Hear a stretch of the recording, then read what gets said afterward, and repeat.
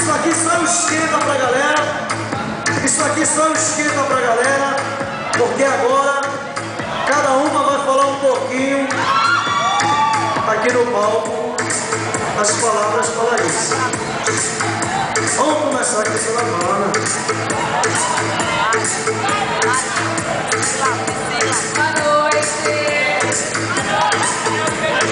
Olha, eu não sei nem o que falar, é super improviso, mas eu queria falar que eu estou muito feliz por ter vocês aqui hoje, essa noite comigo, que é uma noite muito especial, noite para minha irmã, que a gente fez com o maior carinho do mundo, sem ela perceber nada. Foi muito difícil, eu tive que virar uma atriz global, mas ela não percebeu, e isso que importa, hoje à noite ela está aqui.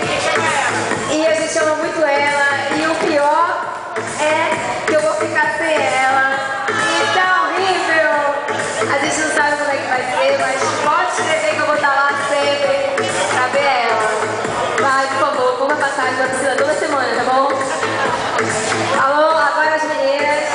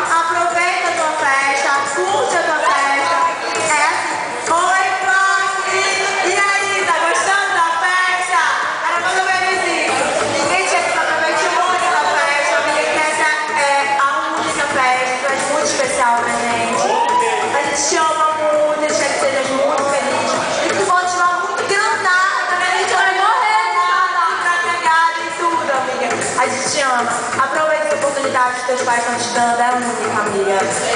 A gente te ama.